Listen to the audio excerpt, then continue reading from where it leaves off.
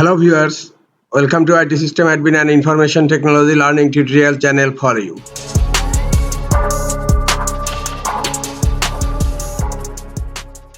In this tutorial, I am going to show you how to set password on Windows 11 computer. Sometimes it becomes very important for you, so don't forget to watch full video. To set password on Windows 11 computer, right click on Start menu, click on Settings.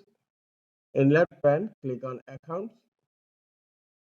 And here you will find sign in options. Click on sign in options, then click on password, and here you will find you are all set up and a button change.